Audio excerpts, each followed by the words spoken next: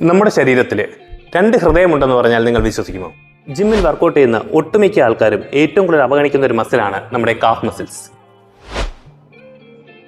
എന്നാൽ ഈ കാഫ് മസിലുകൾ നമ്മുടെ ശരീരത്തിന്റെ രക്തചംക്രമണ വ്യവസ്ഥയെ നല്ല രീതിയിൽ സഹായിക്കുന്നുണ്ട്. നമ്മുടെ കാലിലേക്ക് വരുന്ന രക്തം അതിനെ തിരിച്ച് ഗ്രാവിറ്റിക്ക് എഗെയിൻസ്റ്റ് ആയിട്ട് ഹൃദയത്തിലേക്ക് എത്തിക്കാനായിട്ട് നമ്മുടെ കാഫ് മസിൽസുകൾ സഹായിക്കുന്നു. എങ്ങനെയാണ് കാഫ് മസിൽസുകൾ നമ്മുടെ ബ്ലഡ് സർക്കുലേഷനെ സഹായിക്കുന്നത്? അതായത് നമ്മളുടെ കാഫ് മസിലുകൾ ചുരുങ്ങുകയും വികസിക്കുകയും ചെയ്യുന്ന സമയത്ത് രക്തക്കുഴലുകൾ കൂടി രക്തത്തിനെ ഹൃദയത്തിലേക്ക് എത്തിക്കാനായിട്ട് ഇത് സഹായിക്കുന്നു.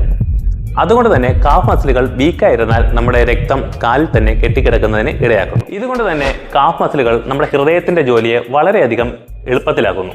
ഹൃദയത്തിലെ കാഫ് മസിൽസുകൾ വീക്കാകുന്നത് ആർക്കൊക്കെയാണെന്ന് ഞാൻ പറഞ്ഞുതരാം.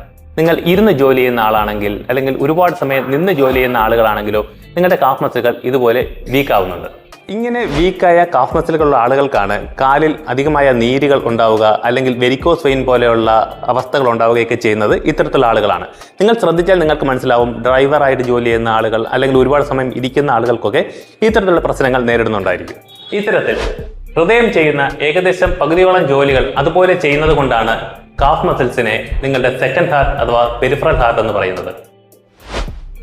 അതുകൊണ്ട് തന്നെ കാഫ് മസിൽസുകൾ നമ്മുടെ ശരീരത്തിന് വളരെ ഇമ്പോർട്ടന്റ് ആണ്. അവയെ ട്രെയിൻ ചെയ്യാൻ മറക്കാതിരിക്കും. ഒരു നിമിഷം എന്റെ ചാനൽ സബ്സ്ക്രൈബ് ചെയ്യുന്ന കാര്യവും മറക്കരുത്. ബൈ.